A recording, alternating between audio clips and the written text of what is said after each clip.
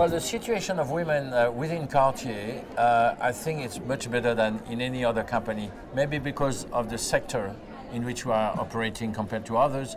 But basically, we are 60% women, 40% men. We are at management level 46% women.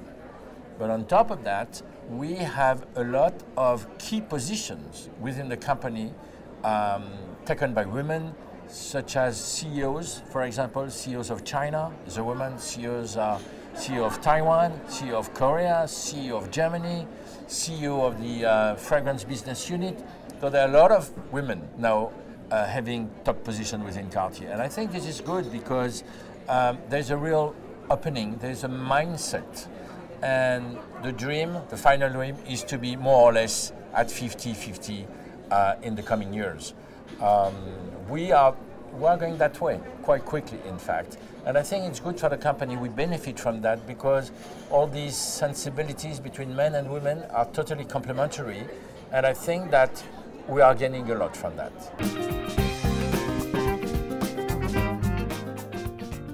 Cartier Women's Initiative Award is one great one, which I love because we've been there since the beginning, 5 years ago, when we created this prize together with the Women's Forum.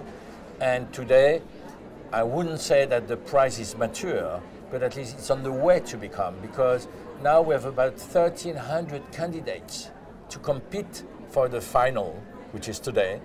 And I'm sure that within the next 5 years, there will be maybe 2,000 people coming. And that has necessitated or needed to have a structure all over the world with regional juries to really look into depth into all these business cases. Well, generally speaking, I'm not really for laws to manage a percentage of men versus women. I think it's a mindset. I think it should be an attitude vis-à-vis this problem. At Cartier, I think it's maybe a bit easier because we're in a sector, the luxury sector, where obviously we attract a lot of women, and obviously we've got a lot of competences within Cartier. So I think it's a question of judgment, common sense. And in some areas, I think it's better to have men. Other areas, it's maybe better to have women. But the key thing is to have the best equilibrium. Economies are quite strange today. I mean, we lose the control of information of what's going on in Europe and in the world.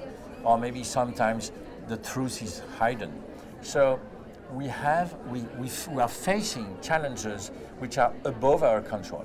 I mean, when you see the volatility in currencies, when you see, the change of power from one continent to the other, there are so many things which now are out of control that what we try to do is to always prepare Cartier for the worst when everything goes well.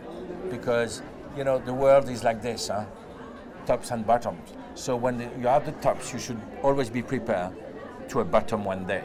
And I think this is what we have done. And one of the answers is to try to be more flexible, more reactive, and quicker than any other company.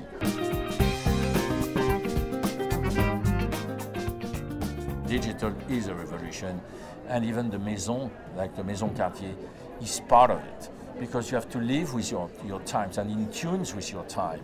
That applies to e-commerce, that implies of advertising on internet, that implies many facets of your company. And obviously we should keep our personality, our identity. We should continue to be at the highest quality, even if you go, for example, on advertising on internet. And even, I should say, we have been pioneering the internet and the digital revolution.